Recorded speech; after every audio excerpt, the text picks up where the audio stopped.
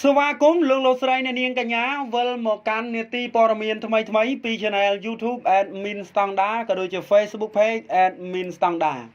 ហើយនៅថ្ងៃនេះ Admin Standard មានជាអត្ថបទព័ត៌មានថ្មីមែនទែនប្រិមិត្តបាទថ្មីក្តៅហុយដែលតាក់ទងទៅនឹងពន្ធនាគារខេត្តបន្ទាយមានជ័យរងការគំរាមកំហែងដោយសារទឹកជំនន់ប្រមាណថ្ងៃហើយទឹកដីខេត្តបន្ទាយមានជ័យពន្ធនាគារខេត្តបន្ទាយមានជ័យបានរងការគំរាមកំហែងដោយសារគ្រោះទឹកជំនន់ប៉ុន្តែអាចទប់ទល់ស្ថានភាពនេះបានទោះបីជាទឹកឡើងជិតកន្លះម៉ែត្រទៀតក៏ដោយនេះក៏ត្រឹមថ្ងៃទី28ខែកញ្ញាឆ្នាំ2021នេះស្ថិតនៅក្នុងភូមិគៀបសង្កាត់ទឹកថ្លាក្រុងសេរីសុភ័ណ្ឌនៅពេលដែលទឹកជំនន់កំពុងគំរាមកំហែងពន្ធនាគារខេត្តបន្ទាយមានជ័យឃើញវត្តមានឯកឧត្តមប៉ែនស៊ីណងប៉ែនស៊ីណងអគ្គនាយករងនៃអគ្គនាយកដ្ឋានពន្ធនាគារបានចុះមកពិនិត្យមើលពីស្ថានភាពផ្ទាល់លោកអុកស៊ីផានប្រធានពន្ធនាគារខេត្តបន្ទាយមានជ័យបានឲ្យដឹងថាទឹកជំនន់បានគំរាមកំហែងរយៈពេល2ទៅ3ថ្ងៃមកហើយនៅពន្ធនាគារខេត្តបន្ទាយមានជ័យតែជាការណែនាំពីឯកឧត្តម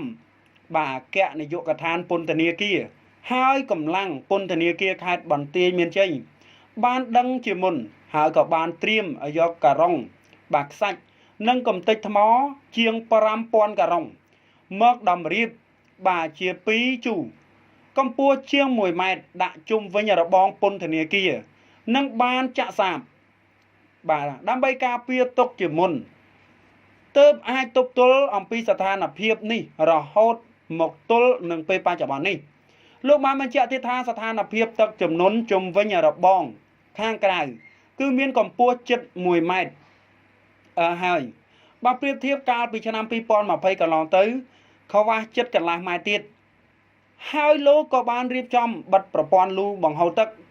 និងដាក់ម៉ាស៊ីនចំនួន5គ្រឿងសម្រាប់បូមចេញជាប្រចាំដែលទឹកជ្រាបចូលហើយរហូតមកទល់នឹងពេលនេះគឺអាចទប់ទល់ស្ថានភាពទឹកបានដោយសារតែការត្រៀមបំរុងការពារទុកជាមុនចំណែកលោកប៉ែនស៊ីណងអគ្គនាយករងនៃអគ្គនាយកដ្ឋានពន្ធនាគារក៏បានបញ្ជាក់ដែរថារហូតដល់ថ្ងៃទី28ខែកញ្ញាឆ្នាំ2021នេះស្ថានភាពទឹកដែលគំរាមកំហែងពន្ធនាគារខេត្តបន្ទាយមានជ័យគឺមានរយៈពេល3ទៅ4ថ្ងៃហើយប៉ុន្តែដោយសារមន្ត្រីពន្ធនាគារខេត្តបានខិតខំយកចិត្តទុកដាក់ធ្វើការទប់ស្កាត់បង្ការនិងត្រៀមបំរុងជាមុនដោយយកការ៉ុងខ្សាច់បិទខ្ទប់ជុំវិញរបងខាងក្រៅនិងបានដាក់ម៉ាស៊ីនបូមទឹកចេញចំនួន5គ្រឿងជាប្រចាំទៀតទើបរហូតដល់ពេលនេះគឺនៅថ្ងៃទី28ខែកញ្ញាស្ថានភាពគឺអាចគ្រប់គ្រងបានទោះបីជាទឹកឡើងជិតកន្លះម៉ែត្រទៀតក៏អាចទប់ទល់បានដែរដោយសារមើលតាមស្ថានភាពនិងការទប់ស្កាត់ព្រមទាំងបង្ការជាមុនរួចជាស្រេចអញ្ចឹងប្រិយមិត្តទាំងអស់គ្នាមិនលេងសើចទេណាទប់ទឹកមួយឆ្ងាញ់ទប់ទឹកមួយឆ្ងាញ់ហើយក៏សូមអរគុណដល់មន្ត្រីក្នុងពន្ធនាគារផងដែលពួកគាត់បានស្វាស្វែងមែនទែនក្នុងការការពារទឹកមិនឲ្យហូរចូលជ្រាបចូលនៅក្នុងពន្ធនាគារខេត្តបន្ទាយមានជ័យទេទឹកមកដល់ពេលនេះឡើង